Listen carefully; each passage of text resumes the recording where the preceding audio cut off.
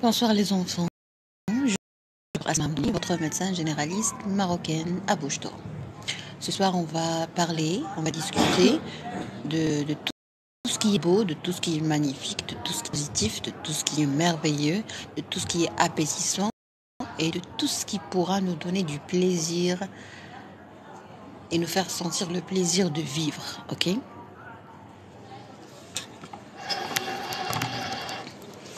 On va parler de comment peut-on éviter les misérables. Est-ce que vous avez des questions? À vous la parole.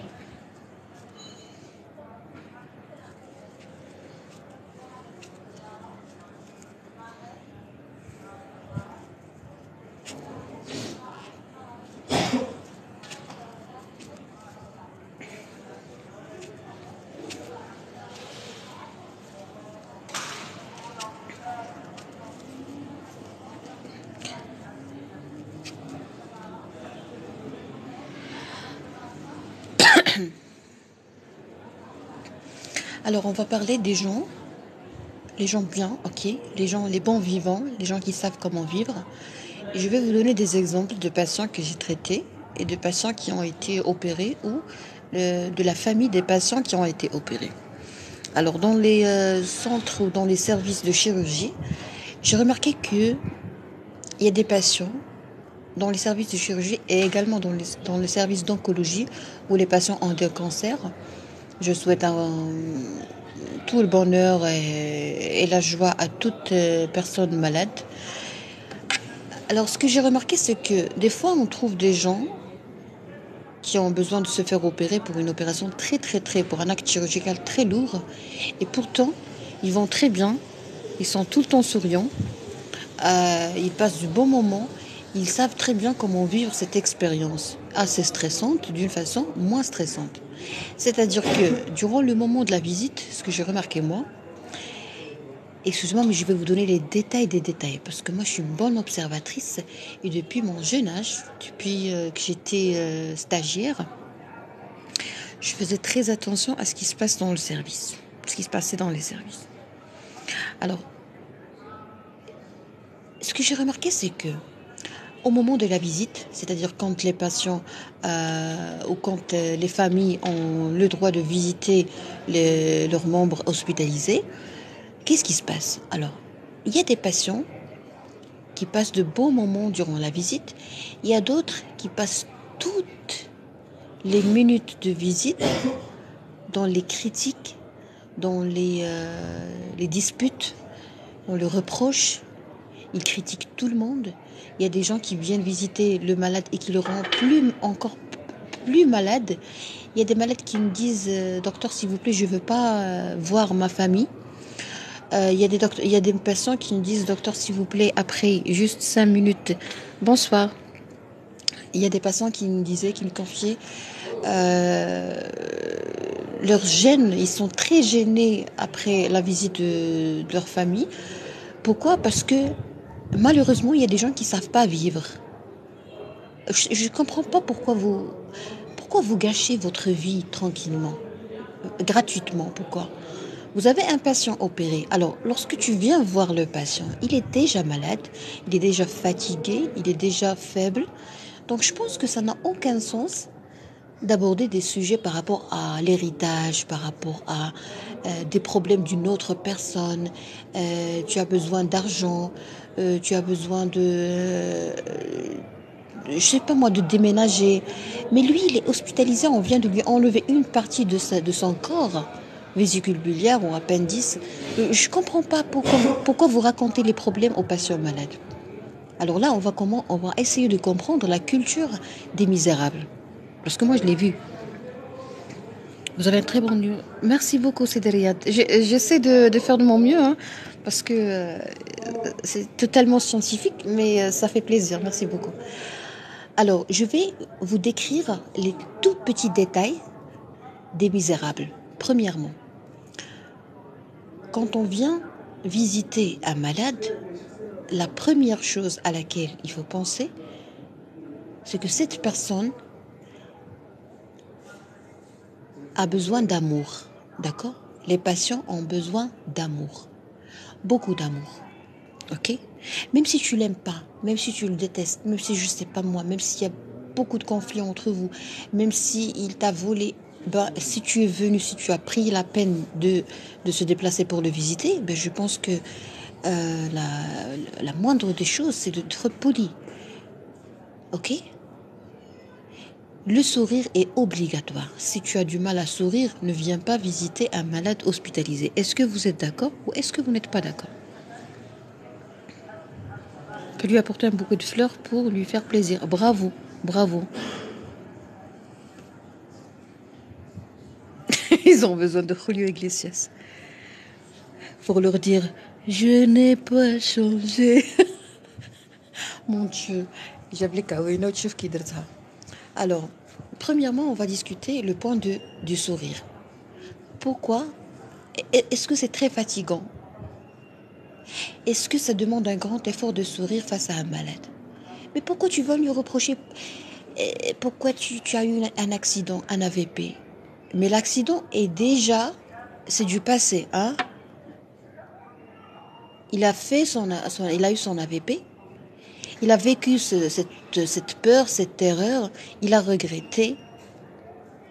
Et puis maintenant, il s'est fait opérer pour une ostéosynthèse, je sais pas moi.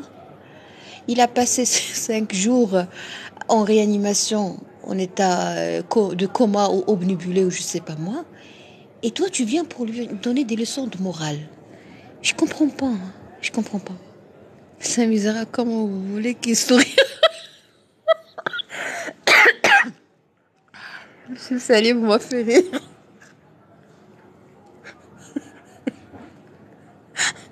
Moi, j'étais très jeune. Et depuis toujours, j'ai trouvé ça bizarre. Et vous savez, j'osais pas faire la remarque à ces membres-là. Parce qu'ils me faisaient peur. Et en plus, j'étais stagiaire. Je comprends pas pourquoi tu entres. Et des fois, aïe aïe aïe, il y a beaucoup d'anecdotes. Vous savez, le CHU, plein d'anecdotes. Un jour, j'ai trouvé une femme. Vous voulez bien que je vous raconte les anecdotes du CHU? Mais, mais les sujets que vous abordez, les sujets que vous discutez dans la salle, imaginez, il y a une salle où il y a 3 lits dans chaque salle, c'est-à-dire 3 malades. Et durant la visite, on a 3 familles. C'est-à-dire il y a beaucoup de monde, ok? Et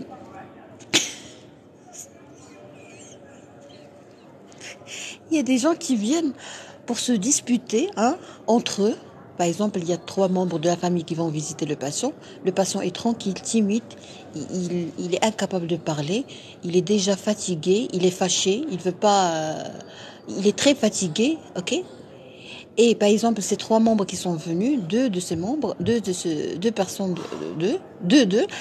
qu'est-ce qu'ils font? Ils sont en train de se disputer. Pourquoi? Pour un truc qui n'est pas important du tout. Alors, j'aimerais bien parler des disputes, ok? Aujourd'hui, on va évoquer ce sujet. Les misérables, ils aiment beaucoup se disputer. Ils aiment beaucoup crier. Ils aiment beaucoup... C'est comme s'ils ils veulent prouver qu'ils sont là ou attirer l'attention des gens, d'accord? On va essayer aujourd'hui de parler de traiter ce sujet, si vous permettez, bien sûr. Libre arbitre qui... Alors, pourquoi se disputer? Qu'est-ce que tu vas gagner si tu cries, si tu insultes? Qu'est-ce que tu vas gagner, ok? On crie quand il y a du feu, ok? Quand il n'y a pas le feu, on crie pas, d'accord? Il n'y a pas le feu à l'hôpital. Donc toi, pourquoi tu cries? Tu cries parce que tu es malade. Point à la ligne, d'accord? Donc il faut dire à tout le monde, à l'école, à la télé, il faut dire à tout le monde, bonjour mesdames et messieurs, s'il vous plaît, s'il y a quelqu'un parmi vous qui crie pour parler, ou qui crie pour attirer l'attention des gens, ou qui crie uniquement pour communiquer, c'est une personne malade qui doit visiter, et elle doit visiter son médecin généraliste le plus tôt possible. Tu peux très bien être, je sais pas moi, avoir une surdité. Tu peux très bien être hyper tendu. Tu peux très bien être déprimé. Tu peux très bien être, je sais pas moi, un pervers narcissique qui est en train de faire des crises. Vous savez, le pervers narcissique, il aime bien crier pour faire la crise. Ok? Donc, à partir d'aujourd'hui, on va essayer de comprendre pourquoi les gens crient. Alors, à vous la parole. À votre avis, pourquoi les gens crient? Pourquoi ils parlent à haute voix dès le début? Je parle pas de la réaction, parce que si tu cries, peut-être, hein, peut-être que je vais crier moi aussi. Je peux répondre par le silence, sinon je te remets à ta place. Tout dépend des cas. Mais dès le début, par exemple, une famille qui vient rendre visite à quelqu'un de leurs proches et ils commencent à crier et parler à haute voix et ils ne respectent pas le voisinage. Quand vous respectez pas les gens qui sont à côté de vous, cela veut dire quoi? Par exemple, dans un café, dans un restaurant, dans un hôtel, à la maison, quand tu cries, quand tu te mets pas à la place de la personne à côté de toi. Cela veut dire quoi? Quand tu dis que j'ai le droit de dire ce que je veux, je suis libre. Ok, la liberté, où est-ce que tu as appris la liberté? Tu as un diplôme de liberté? Alors déjà, on va parler du niveau de ta voix. Ok? Il y a le facteur de stress aussi. Oui, oui. D'accord, à vous la parole. Pourquoi il y a des gens qui insultent, qui crient? Est-ce qu'ils sont impolis parce qu'ils ont hérité ça, parce qu'ils ont grandi dans une famille impolie? Est-ce que cela est dû à une maltraitance très antérieure, très ancienne? Est-ce que ce sont des gens gâtés, ils ont appris à manipuler leurs parents et depuis leur enfance, ils ont appris à hurler pour être écoutés et pour qu'on exige, qu'on qu'on réalise tout leurs rêves? Alors, à votre avis, la confiance en soi, Zaïda, bravo, bravo, bravo. Pourquoi? Parce que j'ai trop aimé ce commentaire. J'attends juste les réponses des gens, des autres personnes présentes avec nous, et je vais répondre à cette question. Pourquoi? Parce qu'il y a des gens qui croient que la confiance en soi, que plus je crie, plus je suis confiant. Ça, c'est une erreur déjà. Alors, à vous la parole, s'il vous plaît. Pour les gens qui viennent de nous rejoindre, on est en train de parler des misérables, des gens, voilà, des gens misérables, les gens qui savent pas vivre, les gens qui gâchent les bons moments, les gens qui sont là pour rendre la vie pourrie, les gens qui sont là pour déstabiliser le calme et le bien-être, ok? Il faut apprendre à découvrir, à détecter, à guetter carrément la survenue de ce type de jeu, ok? Les gens qui aiment ce jeu de parasiter, vous devez les connaître avant, vous devez les détecter avant qu'ils réalisent leur rêve, leur jeu, leur truc aimable. Par exemple, le pervers narcissique, il adore déstabiliser les gens.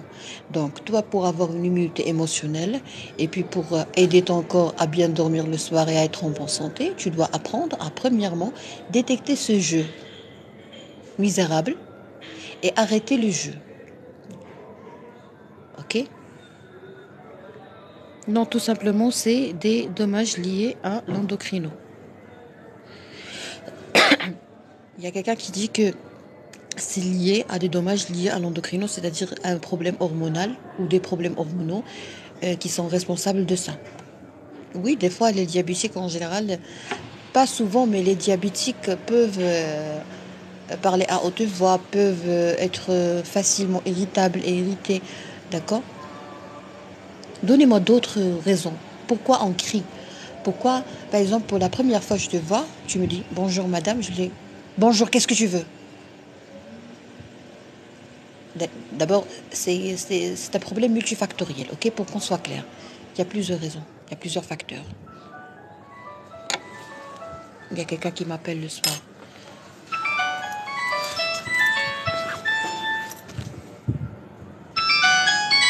Une seconde, s'il vous plaît.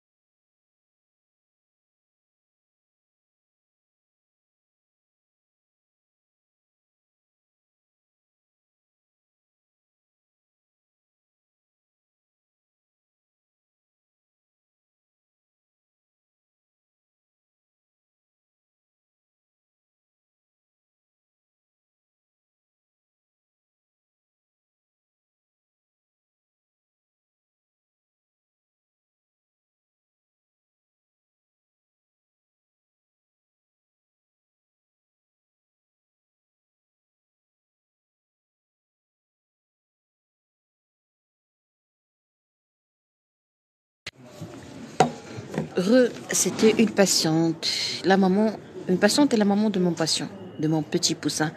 On peut crier pour différentes raisons, bravo. Voilà, donc ça c'est bien.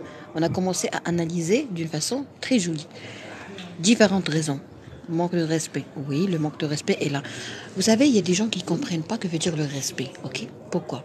Parce ils n'ont pas grandi dans une famille respectueuse. Ils n'ont pas bénéficié d'une éducation et d'une stabilité émotionnelle, une stabilité familiale. Ils ont un problème de structure familiale. C'est-à-dire, par exemple, chez nous, la majorité des Marocains, ou des gens normaux, il y a le père, il y a le papa, le big boss, ok, le grand directeur, le PDG, et il y a la maman. Ok, la maman, c'est un responsable, c'est un grand directeur. Mais dans une société, il y a un seul PDG. Est-ce que vous êtes d'accord ou pas? S'il y a deux PDG, ça ne marchera pas. Ça ne marchera jamais. D'accord? Il y a un seul leadership dans un bateau. À la marocaine, on dit juge المعلمين ما كيتلاقاوش في دار وحده. Si tu as grandi dans une famille où la maman fait le travail du papa et occupe ou a des tâches vraiment très masculines, si ta maman était là pour répondre à toutes tes demandes et que ton papa n'ait pas été responsable, croyez-moi, vous avez grandi sans structure familiale. Alors à ce moment-là, vraiment, il y a un très grand travail à faire. Vous n'êtes pas normal, vous êtes bien loin d'être normal. Vous pouvez être très gentil, vous allez être victime de votre gentillesse. Vous pouvez même développer un syndrome de sauveur. Vous pouvez même tomber toujours sur les mauvaises personnes. Si vous permettez, on peut traiter le sujet de pourquoi il y a certaines personnes qui tombent toujours sur la mauvaise personne. Si vous permettez, hein, on va répondre brièvement à la question de pourquoi on crie, pourquoi les misérables crient, et puis on va aborder le sujet de pourquoi tu tombes toujours sur la mauvaise personne. Manque de civisme, oui. Ah bon, pas souvent. On crie quand on n'est pas sur la même longueur d'onde ou que quand un clou qui dépasse doit regagner les rangs. D'accord, donc c'est une façon, c'est un signal d'alerte, ok? Ou signal d'alarme. C'est-à-dire on crie, vous avez dit que quand on n'est pas sur la même longueur d'onde ou quand un clou qui dépasse et qui doit regagner les rangs. Très bien. Alors,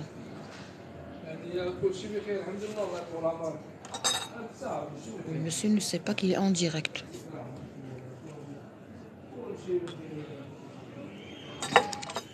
Alors on va aller tout doucement. Quand il y a quelque chose qui ne va pas bien et qu'on doit absolument résoudre le problème, on doit arrêter le saignement, si on est obligé de crier, d'accord? Très bien. Vous êtes obligé de crier pour être entendu ou pour être compris. Très bien. C'est-à-dire que vous êtes en train de souffrir avec une personne qui vous fait souffrir et vous aussi, vous êtes une personne toxique pour elle. Je veux vous dire quelque chose. Quand tu rentres dans un café et que tu lui demandes une tisane de verveine et il te ramène du thé. Moi, un jour, ça m'est arrivé. Je demandais de la verveine, on m'a ramené du thé, Lepton.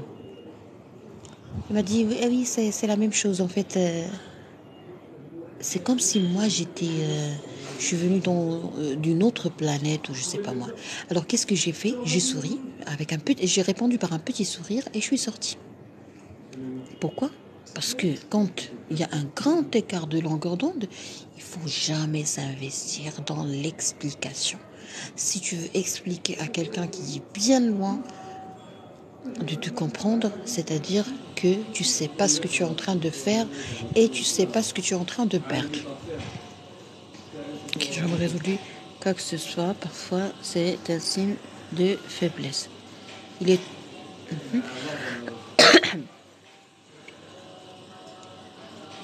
Alors, on va aller très doucement. Pourquoi j'ai préféré partir de ce café? Parce que j'ai senti un danger, ok? Moi, je suis doctoresse. Je sais très bien quel type de danger de quel type d'enjeu je suis en train de parler. Pour moi, si deux personnes n'ont pas le même niveau intellectuel, ils ne doivent pas discuter. Discute égale dispute, ok? C'est-à-dire, je vais vous donner un exemple très fréquent. C'est-à-dire, si vous n'avez pas le même niveau intellectuel de quelqu'un, d'un partenaire, vous ne devez pas l'épouser. Vous ne devez pas. C'est interdit. C'est interdit. C'est pas normal. C'est illogique. Deux personnes qui n'ont pas le même niveau intellectuel, pour moi, c'est un crime émotionnel. Pourquoi? Parce que ça sert à rien. Tu vas me dire non, mais on s'aime. D'où est-ce que vous avez appris l'amour, hein? Une personne intellectuelle est une personne qui sait très bien que l'amour est basé sur le respect. Ok? Et par respect à ta dignité et à ta personne, tu ne dois pas t'approcher des gens qui sont plus cultivés que toi. D'accord? Ça, c'est la règle, hein? Donc, puisque toi, tu veux jouer avec des gens qui ne sont pas de ton niveau, c'est-à-dire que tu n'es pas respectueux envers toi-même. Donc, puisque le respect n'est pas servi, l'amour ne peut pas être disponible. Pour qu'on soit clair, ok? Donc, je vais raconter l'histoire de deux personnes. La première personne, c'était un homme qui travaille, un homme marocain qui travaille. Les intellectuels souffrent face à nous. Ben oui. Alors, on va faire un truc très important. Je vais vous donner je vais raconter des histoires. Première histoire, il s'agit un monsieur qui est bien cultivé, un monsieur qui a déjà eu son baccalauréat.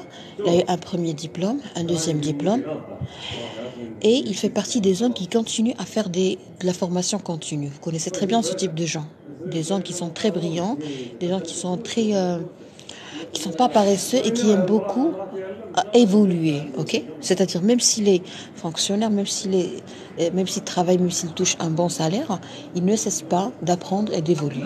Alors, j'aimerais dire à ces messieurs, à tout jeune homme qui, dans sa tête, il a cette volonté et ce feu à l'intérieur de lui, d'aimer évoluer, de vouloir s'épanouir. Si cet homme aime bien son travail et il veut bien vraiment progresser, vous devez penser à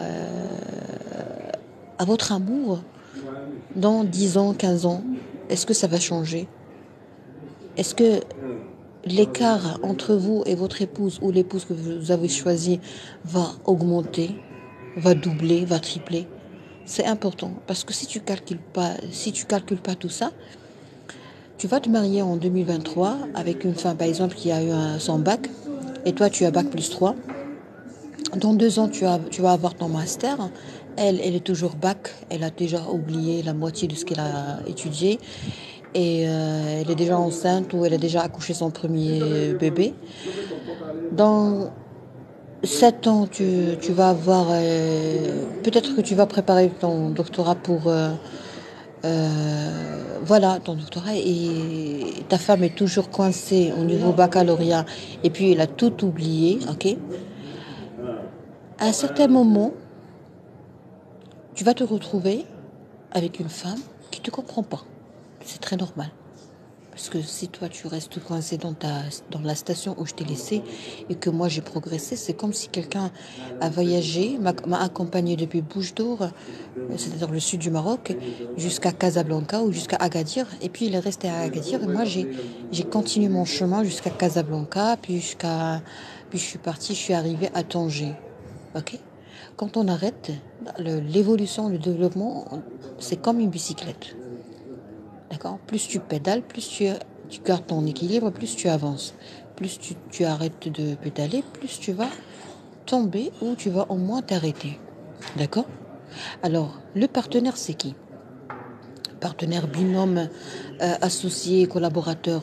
La personne qui est à côté de toi, la personne qui va travailler avec toi, ton partenaire, dans n'importe quel type de relation, c'est quelqu'un qui doit avoir le même niveau intellectuel que toi. Sinon, tu es foutu.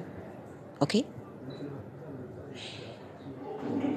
Tu vas m'accompagner, tu vas t'arrêter à Agadir ou à Marrakech, et moi je vais arriver à Tanger.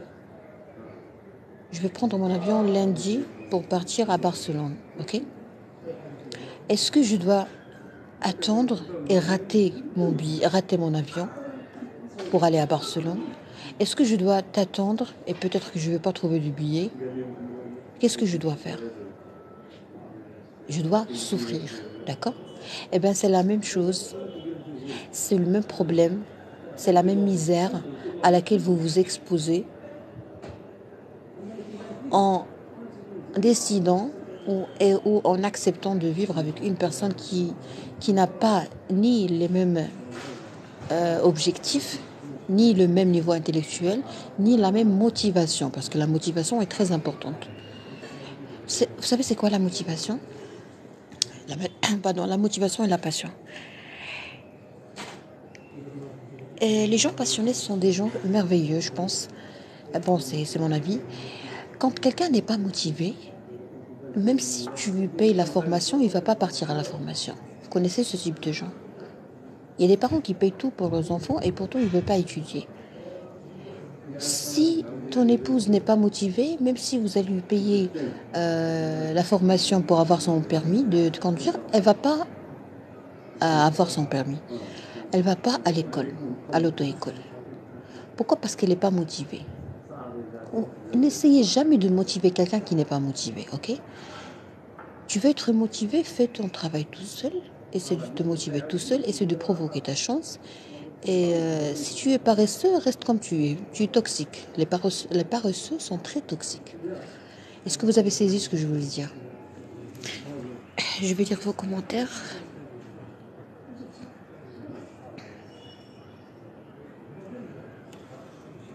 La ferveur d'évoluer, de progresser peut casser le conjugal quand on se dévoue corps et âme à cette noble cause. Oui, il faut bien calculer les choses.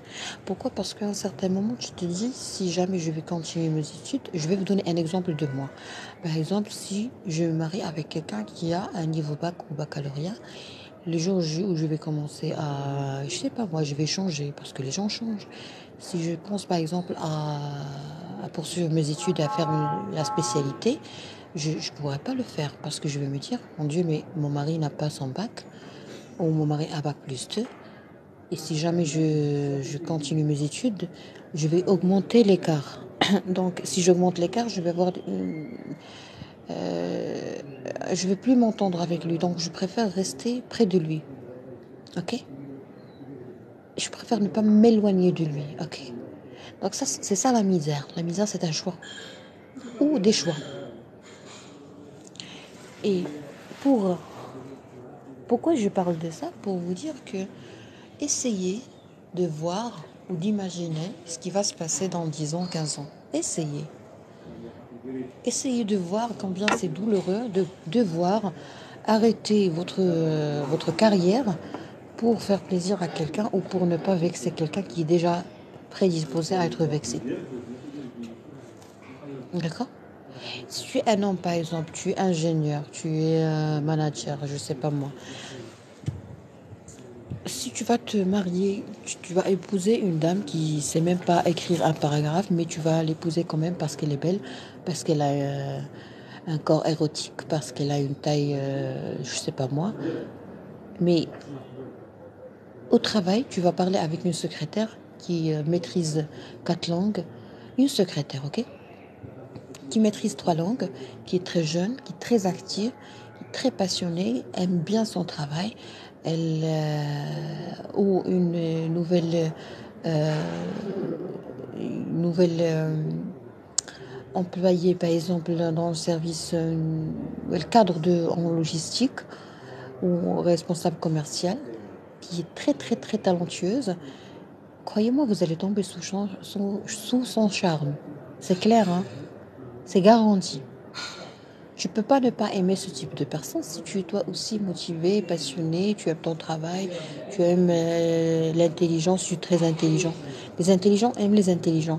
Alors à ce moment-là, mais sincèrement, tu vas.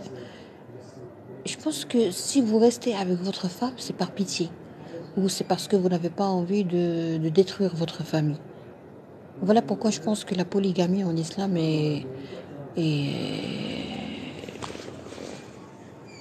est bonne pour la santé hein, de la famille, de l'homme et tout. Parce qu'ils se marient, ils font une famille. Et puis à un certain moment, il découvre qu'il n'est pas à l'aise avec la dame et qu'il y a une grande différence entre lui et elle et qu'il y a un grand écart intellectuel qui rend la communication difficile, voire impossible. D'accord?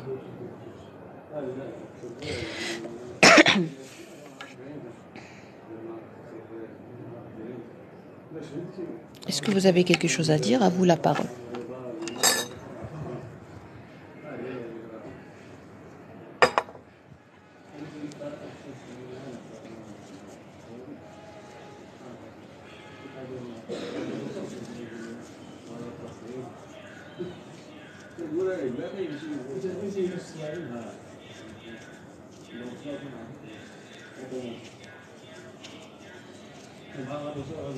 Est-ce que vous êtes d'accord? Est-ce que vous n'êtes pas d'accord? Est-ce que vous avez déjà vu des cas, c'est-à-dire des familles qui ont souffert de ça? Est-ce que vous connaissez des gens qui ne sont plus, c'est-à-dire des hommes qui sont plus amoureux de leur femme pourquoi? Parce que la femme a changé, parce que la femme a régressé, parce que la femme ne lit pas, ne fait pas de lecture.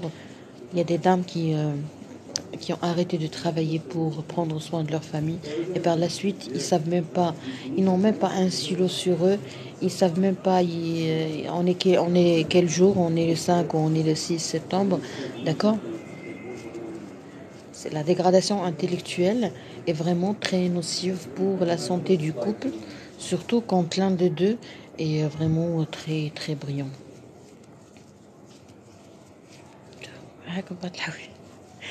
Très bien. Alors on va fermer cette fenêtre parce que vous n'avez pas de questions. On va revenir à notre sujet principal qui est le bonheur se trouve loin des gens qui vous traitent mal. Tu vas toujours être maltraité par les gens qui ne te comprennent pas. D'accord? Tu ne me comprends pas, tu vas me maltraiter. Même si tu es très gentil. Par exemple, je vais vous donner un exemple qui va vous faire peut-être rire, mais c'est un exemple qui est très vrai. Si tu ne me comprends pas, tu vas me faire mal. Si tu ne me comprends pas, tu es toxique. Point. Par exemple, moi je veux pas de sucre. Je veux boire mon thé sans sucre. Toi, tu m'aimes tellement, tu es très gentil. Tu vas mettre 3 morceaux de sucre. Moi, j'ai demandé un seul morceau ou j'ai même pas demandé de morceau. Et toi, tu as mis 3 morceaux dans ma tasse. C'est-à-dire que tu m'as fait mal. Je peux pas boire le thé. Je peux pas demander au serveur de me ramener un autre parce que ça va peut-être te faire mal. Et je vais devoir boire un peu pour te montrer combien je suis gentil. Je vais faire semblant que j'ai pas envie de boire du thé. Mais pourquoi toute cette misère? C'est ça la misère. Pourquoi ne pas respecter ses limites? Pour que tu respectes tes limites, tu dois comprendre qu'il y a des limites. Mais si tu n'as pas un niveau intellectuel et une formation, une éducation qui vont vous permettre de connaître d'abord tes limites, tu ne vas pas les respecter. Est-ce que vous êtes d'accord? Donc, pour que le respect soit là, il faut que la compréhension soit là. Pour que la compréhension soit là, il faut que le savoir, le savoir-faire, le savoir-être soit là. Et tout cela est très relatif. C'est-à-dire que toi, tu peux très bien te sentir bien poli, bien éduqué, pardon. Tu peux très bien croire que tu es poli. Mais c'est très relatif parce que pour toi, pour ta maman, pour ta maison, pour ta famille, pour le quartier où tu as grandi, tu es quelqu'un de poli. Mais pour moi, pour ma famille, pour le quartier où j'ai grandi, tu es impoli, tu es barbare, tu es brutal. Ok? Alors la relativité, c'est quelque chose qui doit absolument être pris en considération. Pourquoi? Pour au moins respecter ses limites. On ne cherche pas à être gentil avec tout le monde, on cherche juste à ne pas dépasser les grandes limites. Les normes, que je te laisse choisir. Les... Les normes. J'ai pas bien compris, mais j'ai compris que vous donnez du choix. Merci, c'est des souhaits. Alors, la relativité a une grande place dans notre vie et elle doit être étudiée à un jeune âge. Je vais vous donner un exemple très simple. Euh, Quand tu épouses une femme que ta maman n'a pas acceptée, déjà, c'est comme si tu signes une bataille, l'accord pour une bataille. Tu veux vivre dans la guerre. Quand tu te maries avec une femme qui n'a pas été acceptée par ta maman ou par ta famille, c'est-à-dire que tu vas vivre la guerre. Ça, c'est de la misère. Ça, c'est une mentalité de misère, de misérable. Je vais vous poser une question. Si ta maman n'accepte pas ta petite copine, qu'est-ce que tu vas faire? Tu vas l'épouser? Qu'est-ce que tu vas faire? Tu connais une fille, tu veux l'épouser, tu demandes à ta maman de partir avec toi pour demander sa main, ta maman n'accepte pas, ta famille n'accepte pas, et on te dit, elle n'est pas du même niveau que toi, et ça va pas nous faire plaisir d'être... Attends, j'ai reçu un message. Donc ta famille n'est pas très fière de la voir comme belle fille. Tu feras quoi? Tu suis ta mère, tu suis ta copine, tu suis ton cœur. Tu feras quoi? À vous la parole.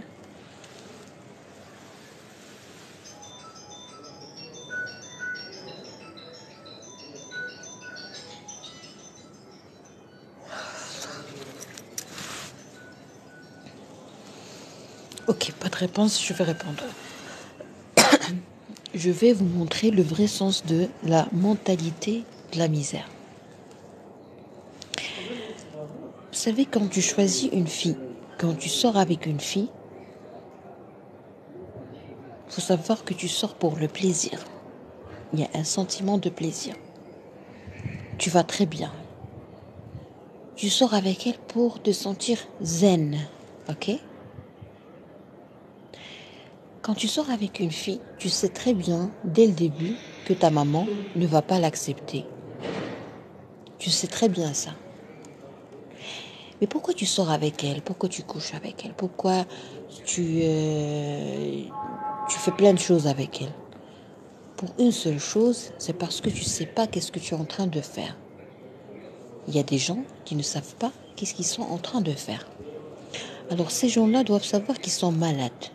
La maladie s'appelle, je ne sais pas qu'est-ce que je suis en train de faire. Ok? Très bien. Alors, puisque dès le début tu sais que ta maman ne va pas accepter cette femme parce qu'elle, ça lui fait pas, ta maman ne sera pas fière d'elle, d'accord? Ne sera pas fière de ta relation, ne sera pas fière de ton mariage. Pourquoi tu sors avec elle? Qu'est-ce que tu cherches exactement? On a dit que tu cherches le plaisir, très bien. Quel type de plaisir tu cherches? Il y a le plaisir, il y a l'euphorie, il y a le summum de l'orgasme, il y a l'excitation, il y a des trucs merveilleux. Très bien.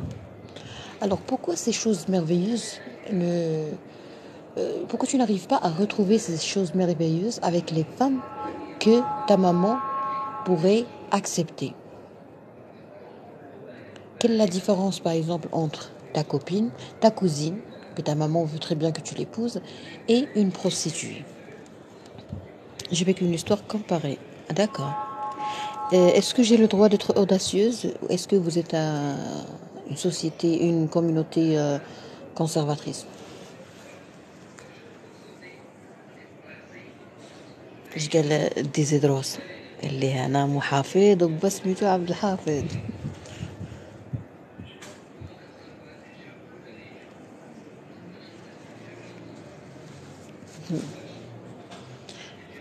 Est-ce que je peux parler librement?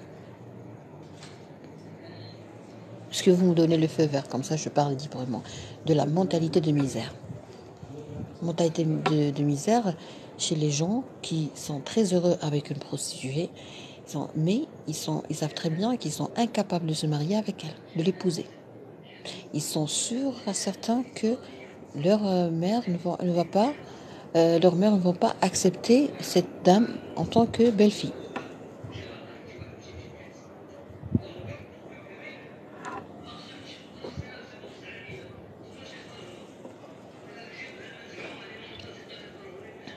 Alors, je vais vous montrer la misère, la mentalité de misère chez les hommes. Pourquoi les hommes aiment les prostituées? Parce que la prostituée, elle n'est pas timide. Point. Elle sait tout ce qu'elle veut. Elle fait tout ce qu'elle veut. Elle sait très bien ce que toi tu veux.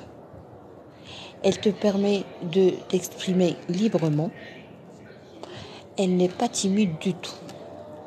Donc les hommes normaux, s'ils veulent vivre une bonne histoire d'amour avec leurs épouses, qu'est-ce qu'ils doivent faire?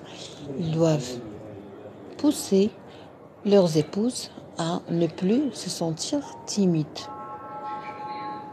D'accord? Pour pousser une fille qui n'est jamais sortie avec un homme, qui n'a jamais fait l'amour, qui n'a jamais fait le sexe, qui n'a aucune expérience, qui n'a pas fait des études médicales pour savoir tout savoir sur l'éducation sexuelle, par exemple, pour la pousser à se comporter d'une façon libre, elle doit sentir la confiance en soi chez toi.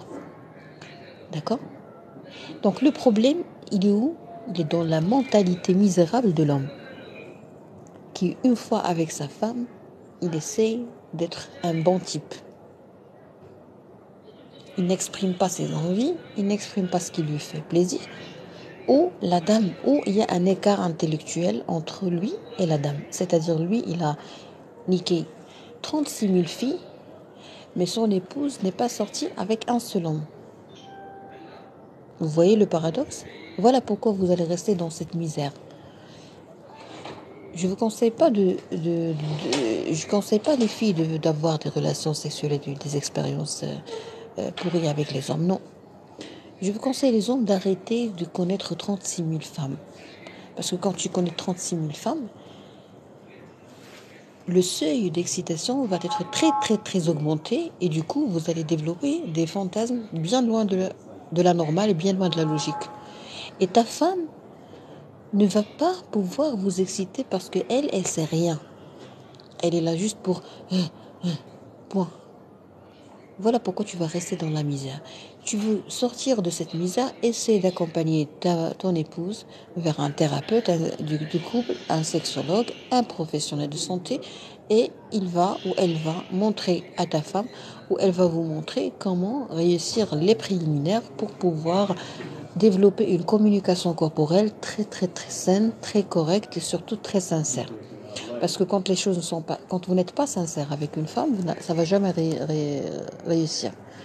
C'est-à-dire quoi? C'est-à-dire que si tu trompes ta femme ou si tu trompes ta fiancée, rien ne marchera. Alors arrêtons de faire l'intelligent. Soit tu es intelligent, soit tu l'es pas. On ferme la parenthèse. Je vais lire vos commentaires. Salam docteur Asma Nourik Bzaf. La plus rapide histoire d'amour. TikTokienne. Tu as l'autorisation de parler librement sans limite. Merci, c'est gentil. Ma petite mentalité misérable. Ben oui. Tu es pour la polygamie. Monsieur, vous devez prendre une tisane.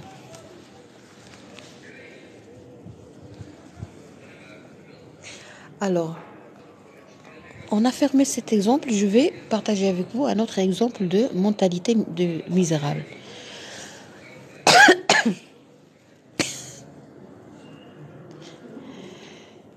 L'homme avare. Vous savez, je déteste les gens qui sont avares. Je les déteste. On va essayer de comprendre ensemble la mentalité de l'homme avare. Il croit qu'il est intelligent. Mon Dieu, mais ce qui me rend folle, moi, ce qui me met hors la loi, c'est que les misérables ont tous cette conviction qu'ils sont plus intelligents que les autres. Par exemple, le misérable, quand tu lui dis tu dois voir un psychiatre, tous, Ah bah, récemment, j'ai eu affaire à un ingénieur qui touche très bien, qui ne veut pas partir chez le psychiatre parce qu'il est avare. Il dit non, moi je suis pas malade pour... Non, il est avare. Les hommes, vous devez savoir que... Bonsoir docteur, ça va? Encourage, merci de votre effort de conseil de Tortin. Je vous en prie. Féminisme va te laisser pour son polygamie adopté par médecin et bien chez lui. Ah, moi je suis pour la polygamie, hein. Je suis pour. La polygamie est bonne pour la planète Terre. Alors, restons avec les gens avares. Écoutez, il y a des choses qui sont... il y a des priorités, ok? Il y a des choses qui sont facultatives. On est bien d'accord. Il y a des gens qui sont avares, il y a des gens qui sont de bons économistes, qui savent très bien gérer leur poche, ok?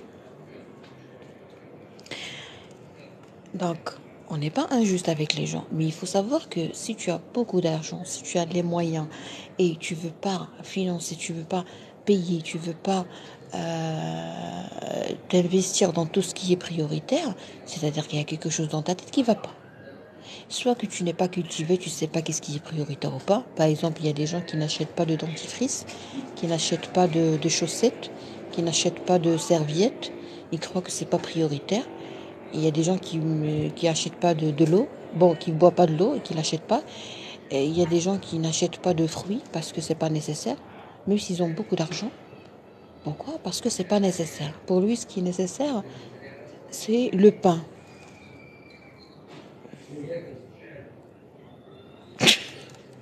Je sais que tu es folle, que sont les plus normales. D'accord?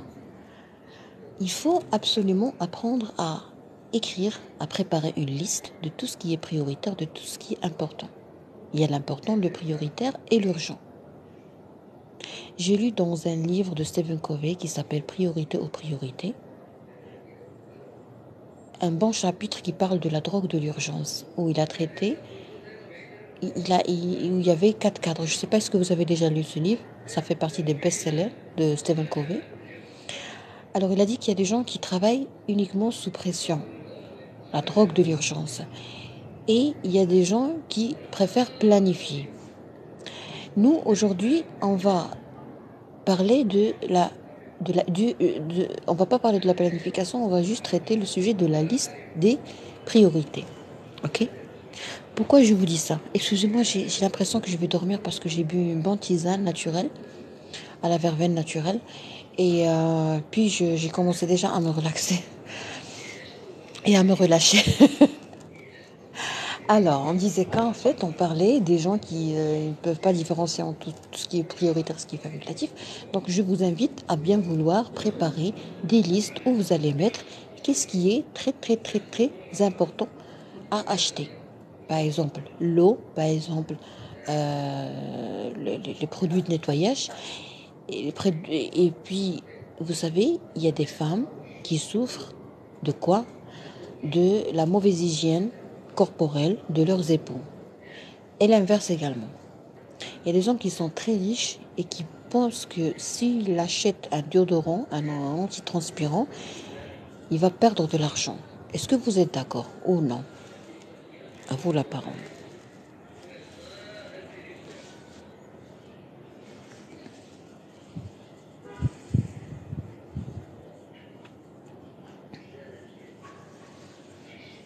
Vous êtes tous amoureux de moi, j'ai pas compris. Vous devez tous voir un psychiatre, ou un vétérinaire, ou un procureur général. Bah, à vous de choisir. Alors, j'attends votre réponse. L'antitranspirant, le déodorant, est-ce qu'il est important ou pas? Est-ce que vous croyez que c'est important de s'acheter, de s'offrir un déodorant, un antitranspirant? Je sais que vous allez me dire alcool, tararel, aluminium, je sais pas moi, ok? Moi-même, j'utilise un qui est plus ou moins naturel d'une grande marque. Je ne peux pas dire le nom, il est très connu, mais il est important, très bien. Vous aussi, vous êtes important pour moi. Ce n'est pas important. À quand? Très bien, monsieur Apollo dit que ce n'est pas important. Vous gérez comment l'odorat de votre entourage, monsieur? Vous n'utilisez pas? Très bien, très bien.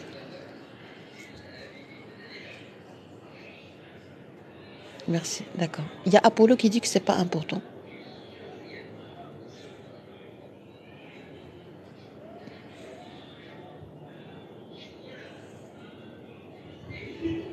Oui. Je juste parfois le déodorant, mais pas forcément toujours. Oui, pas forcément. Il y a des parfums, il y a des eaux de parfum qui peuvent être utilisées pour cela. Surtout pour les hommes. Je peux faire n'importe quoi, mais je peux pas arrêter de vous aimer. Aïe, elle est aniba. Time sport, هذا كي تريني كي تشويني. Oublions le déodorant, ok. Parce qu'il y a certaines particularités. Est-ce que c'est important de se laver les dents?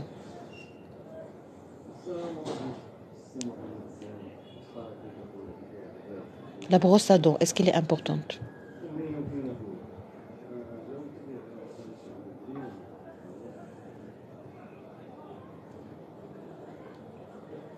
الريحة déodorant صابون قائمة طويلة. Bien sûr. Très bien.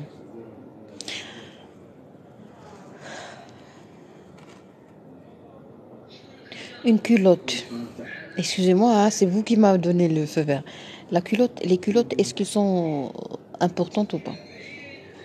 Est-ce que c'est important de s'acheter des culottes? Oui ou non? يلا صحاب القنطريسي. Oui, très bien. Bah, ça me rassure parce que quand même il y a des gens normaux ici. Non. Ah, c'est pas important de s'acheter des culottes? Mon Dieu, mais j'étais en train de perdre mon temps avec vous dans le live en arabe. Mon frère est médecin, il me conseille de minimiser le déodorant produit chimiques. Oui, il a raison. C'est pour ça on s'achète des produits, des déodorants pas des déodorants, mais des antitranspirants qui sont naturels. Ils sont un peu chers, mais ils sont ils sont hypoallergéniques et ils n'exposent pas au risque de cancer et beaucoup de choses. Pas trop serré, oui. D'accord, il y a un monsieur parmi nous qui n'utilise pas de culotte. Très bien. Alors, qu'est-ce que vous avez remarqué? Qu'est-ce que vous avez remarqué? Vous n'avez pas remarqué, d'après ce live, qu'on est très différents? Ok? Vous n'avez pas remarqué qu'on est très différents? عنده مشكل. Bien sûr qu'il y a عنده مشكل.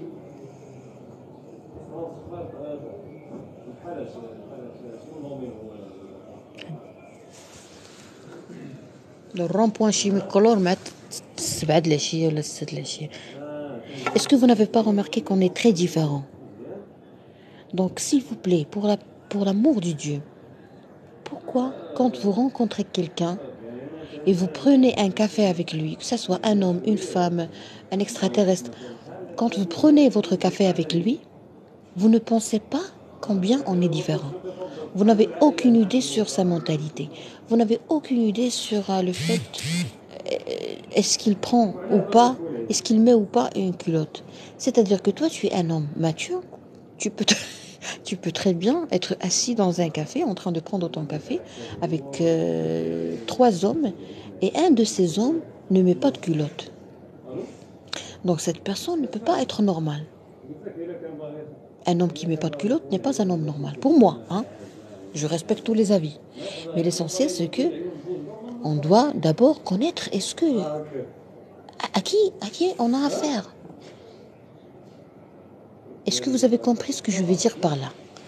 Est-ce que vous avez commencé à comprendre la misère, la culture de misère, la mentalité des misérables? Est-ce que vous avez commencé à comprendre? Alors là, la prochaine fois, je pense qu'à partir de demain, ou à partir de ce soir, une fois assis au café, vous allez vous dire, attention, mon ami, est-ce qu'il porte sa culotte ou pas? Mon ami, est-ce qu'il a une brosse à dents ou pas? Mon ami, est-ce qu'il a un antitranspirant ou pas? Ça, vous pouvez l'imaginer.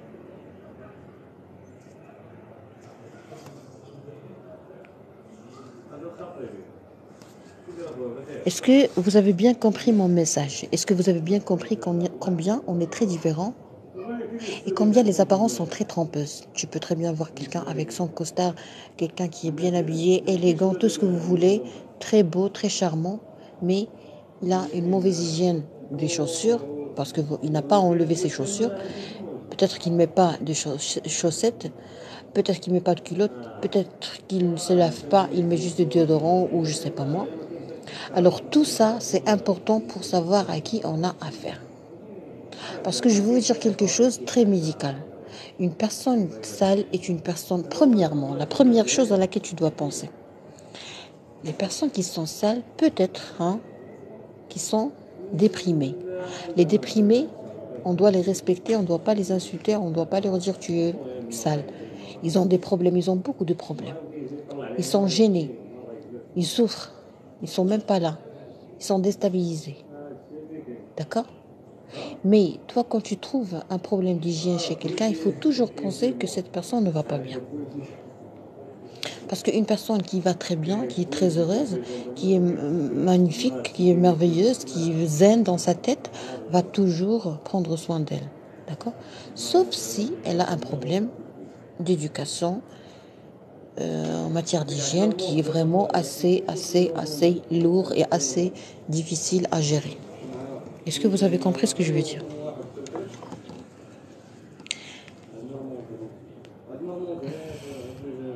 Et pourquoi devrais-je poser cette petite question?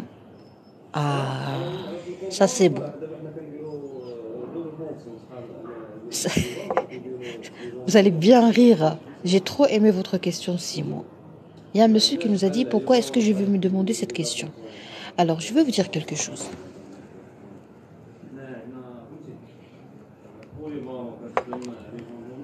Quand on fait la connaissance des gens, on vit une expérience magnifique. On sort de notre zone de confort. Mais quand tu sors de ta zone de confort, tu risques de tomber dans l'inconfort. Et cet inconfort, il est soit bénéfique pour nous, parce que la réussite se trouve toujours en dehors de notre zone de confort, soit que nous avons un inconfort qui est très lourd à gérer, et là on tombe dans les catastrophes et dans les crises. Par exemple, quand tu sors avec une femme, tu ne te poses pas la question est-ce qu'elle est propre ou pas. Tu sens rien. Elle sent beau. Elle met du parfum. Elle a l'air propre. Mais cette femme ne change pas de culotte.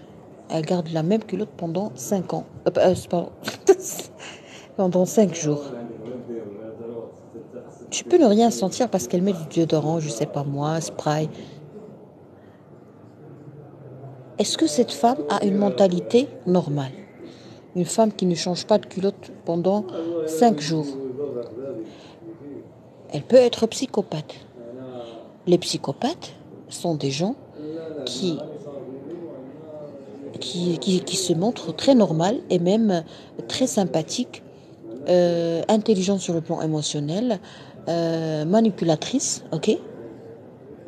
Et toi, tu es en danger. Pourquoi en danger? Parce que tu es avec une perverse narcissique ou je sais pas moi. Bon, je dis n'importe quoi, d'accord? Est-ce que tu acceptes d'être avec une femme qui ne change pas de culotte pendant 5 jours? Oui ou non? Je veux juste une réponse, oui ou non?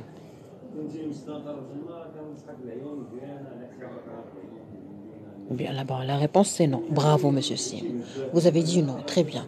Alors, nous, ce qu'on remarque en médecine générale, ce qu'on remarque chez les gens tabagiques et surtout chez les gens alcooliques, parce qu'il y a des hommes alcooliques, pourquoi? Parce ils peuvent plus continuer à vivre avec les gens. Ils savent pas comment vivre.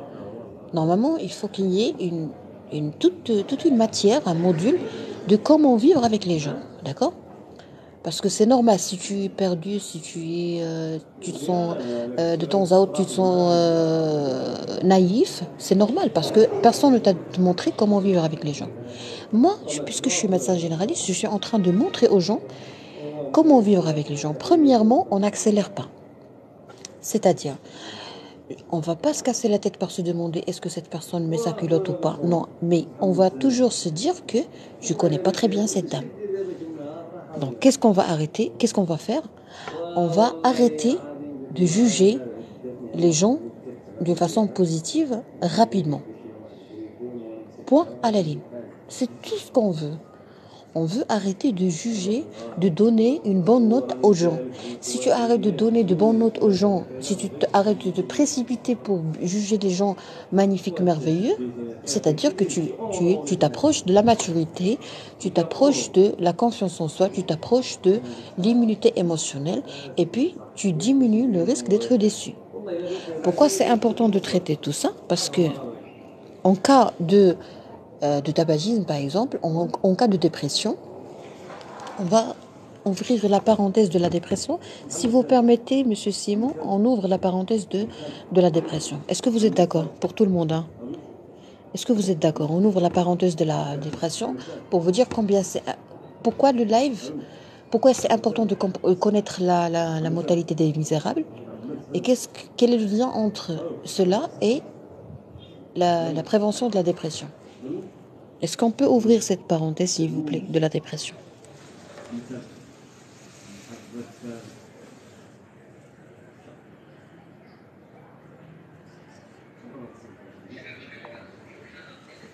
Oui, oui, très bien. Alors, la dépression, c'est une maladie qui est chronique, ok? C'est une maladie qui est difficile à expliquer. Il faut la vivre pour la comprendre, ok? C'est une maladie où le patient est perdu parce qu'il n'a jamais entendu parler de ça. Beaucoup de gens n'ont jamais étudié la dépression. Et quand il est déprimé, il ne comprend pas qu'est-ce qui se passe. Il est étouffé, il ne sait pas comment vivre. Il y a beaucoup de choses. Nous, en médecine générale, qu'est-ce qu'on fait? On décompose la dépression. Parce qu'en médecine générale, tu dois gérer. Tu es un manager médical. Quand tu décomposes la dépression, ou quand tu décomposes la dépression chez quelqu'un qui est tabagique ou chez quelqu'un qui est alcoolique, on trouve beaucoup de choses. Et quand on trouve beaucoup de choses, on essaie à chaque fois, par exemple moi, j'essaie à chaque fois de provoquer un débat par rapport à une petite chose que j'ai découvert chez mes patients. Par exemple, il y a une liaison entre la dépression et la déception. C'est-à-dire que le patient te rapporte qu'il a été déçu de tout le monde et malheureusement, à chaque fois qu'il connaît quelqu'un, il est déçu. C'est-à-dire le pauvre, il est coincé dans un cercle vicieux. Alors ce monsieur, il doit savoir pourquoi il est déçu à chaque fois. Quand je discute avec les adolescents, des fois, j'avais l'habitude de faire des conférences dans les écoles. Quand je discute avec les gens, qu'est-ce que je remarque? Je remarque que les gens ont une prédisposition à être déçus. C'est très mathématique. Plus tu attends quelque chose des gens, plus tu les juges sympas, plus tu expectes quelque chose, plus tu es déçu. Les attentes sont proportionnelles à la déception. C'est-à-dire que pour diminuer le risque d'être déçu, qu'est-ce qu'il faut faire? Il faut aller très doucement et ne pas faire la confiance à 100% et ne pas juger les gens magnifiques depuis le début et euh, ne pas, comment dirais-je, s'aventurer dans une relation. Je ne parle pas de la relation amoureuse, non. Je parle de la relation en général. C'est-à-dire, si aujourd'hui, par exemple, on a commencé à rigoler au début et on a dit que on est très différents, il y a des gens qui ont des priorités, il y a des choses qui sont prioritaires. Bon, pour les gens AVA, c'est pas prioritaire.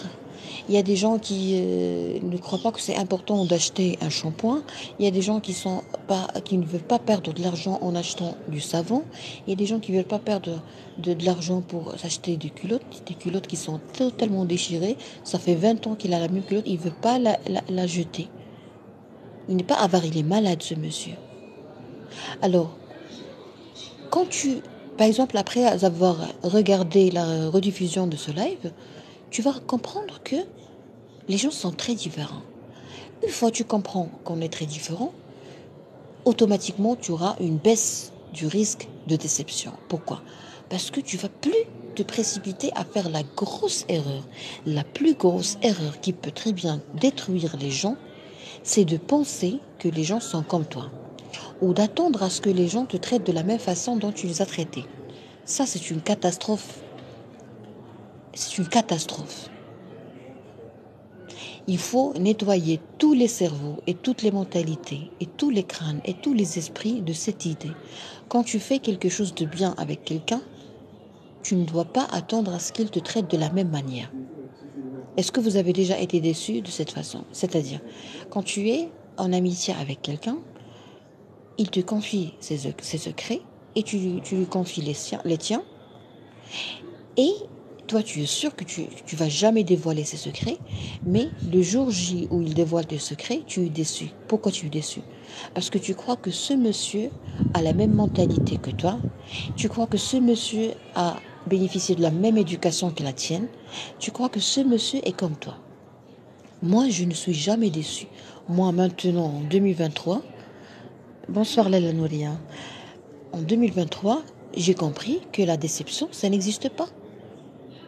Que les gens, si je traite bien un ami, si cet ami dévoile mes secrets, ça veut rien dire pour moi. Je suis pas déçue. Je fais pas la crise. Je fais pas la dépression. Je suis pas furieuse. Je suis pas en colère. Pourquoi? Parce que dès le début, je sais que lui, il a été éduqué par une mère qui n'est pas ma mère.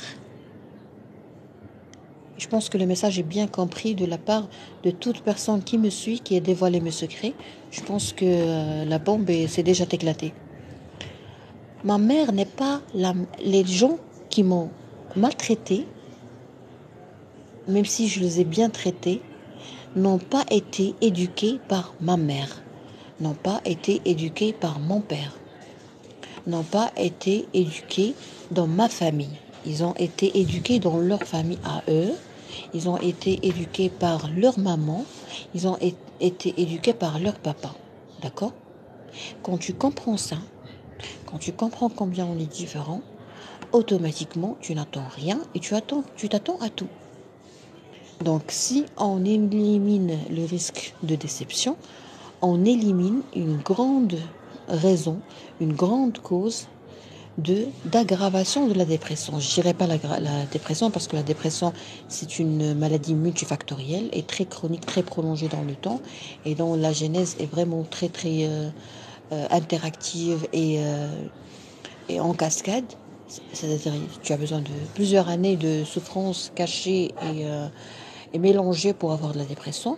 Mais il faut savoir que la déception, ça fait partie des causes qui aggravent la souffrance. Salam la base, frère. Est-ce que vous avez compris ce que je veux dire, monsieur Simon? Si vous avez des questions, n'hésitez pas à les poser. Moi, je suis en train de partager mon expérience professionnelle et j'ai profité de cette expérience pour moi-même. Et croyez-moi, c'est merveilleux. C'est-à-dire que si par exemple, puisque maintenant, de plus en plus, je remarque que les gens sont différents de moi, que les gens ne ressemblent pas à moi, que les gens ne vont pas me traiter de la même façon dont je vais les traiter. C'est-à-dire, est-ce que vous avez besoin d'un autre exemple, monsieur Sim? À vous la parole. Tout le monde peut répondre. Hein.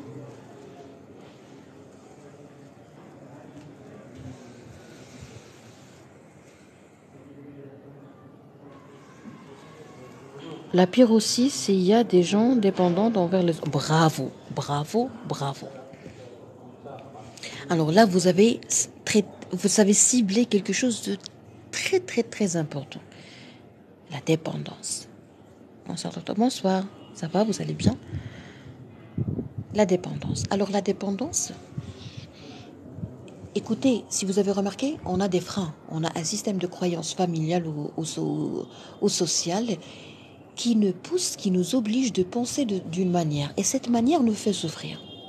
Par exemple, quand tu achètes un cadeau à quelqu'un, l'anniversaire, tu as acheté un cadeau qui vaut 4000 dirhams, par exemple. D'accord? 400 euros.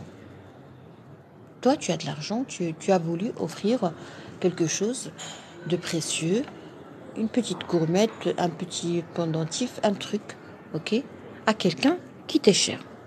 D'accord? La dépendance, c'est à cause des traumas des parents. C'est toujours en rapport avec les parents. C'est toujours en rapport avec les parents. Ils peuvent être des parents très gentils et tout, mais une éducation très très soft, très tendre, ça peut exposer les gens à des risques au risque de dépendance. Alors, je vais vous dire quelque chose de très important pour que les choses soient bien claires dans votre tête et pour que vous cessez de réfléchir d'une façon misérable.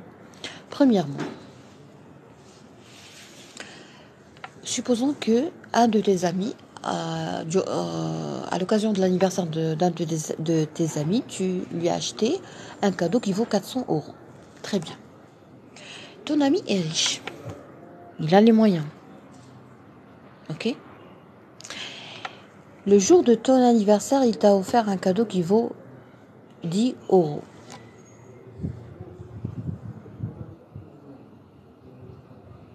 Alors, ça c'est grave. D'accord? Il est trop riche, il t'a acheté un cadeau qui vaut 10 euros. Il n'est pas symbolique, il n'est pas significatif. Vous avez bien compris ce que je veux dire.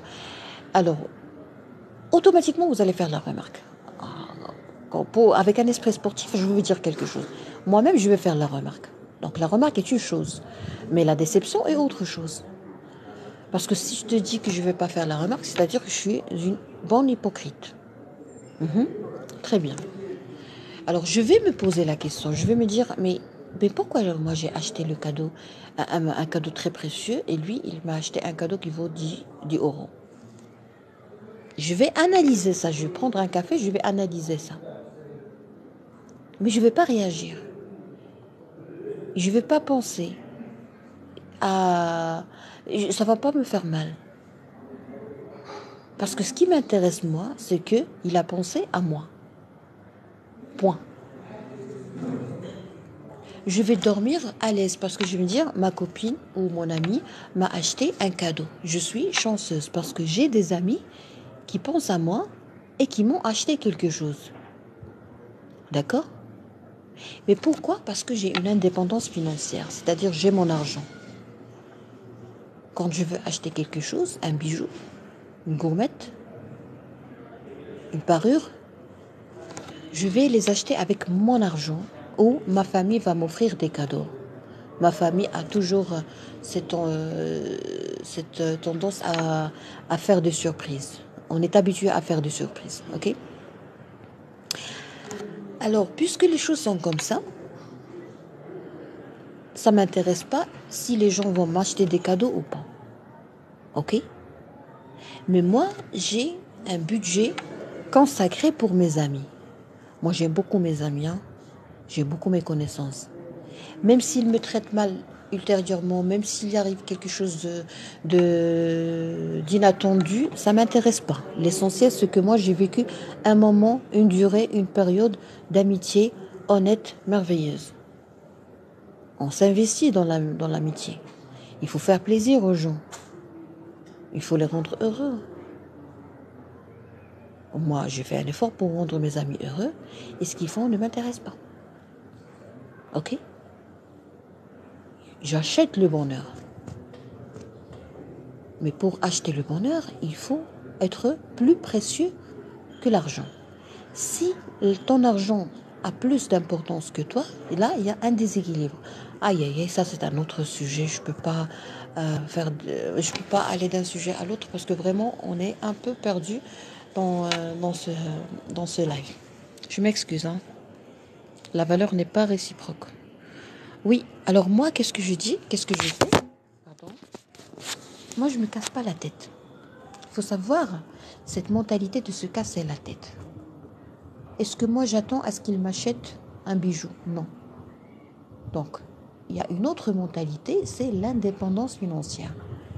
Mais malheureusement, il y a des gens qui attendent beaucoup de choses des gens, qui ont cette dépendance financière.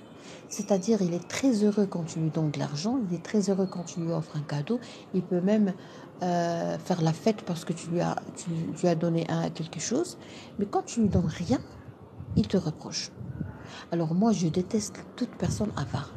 Je n'aime pas les gens qui font trop de calculs.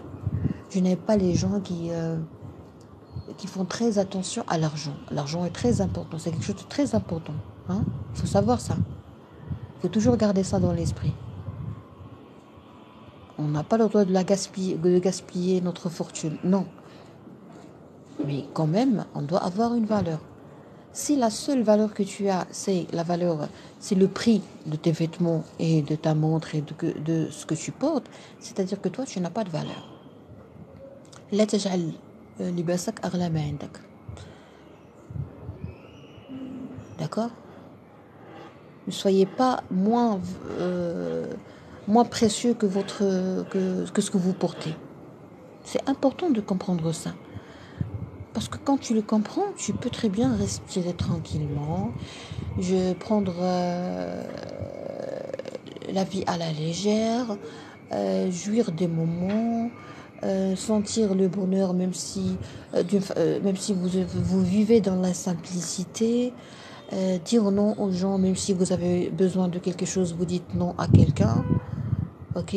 Vous n'allez pas accepter l'aide des gens qui vous aiment pas. Vous n'allez pas accepter les chantages. Vous n'allez pas permettre à quelqu'un de vous acheter, parce que si vous permettez aux gens de vous acheter, c'est-à-dire que vous n'avez pas de valeur. Peut-être que vous avez une fortune, mais vous n'avez pas de valeur. La valeur, vous ne pouvez pas l'acheter. Vous ne pouvez pas acheter la valeur. La valeur, ça se produit, hein? Mon téléphone va bientôt se décharger, il est à 2%. Salam Lala. Il faut traiter les gens comme ils nous traitent. Ni plus ni moins, sinon il y aura un déséquilibre. Mallakhar. Mallakhar as-service. Bah oui.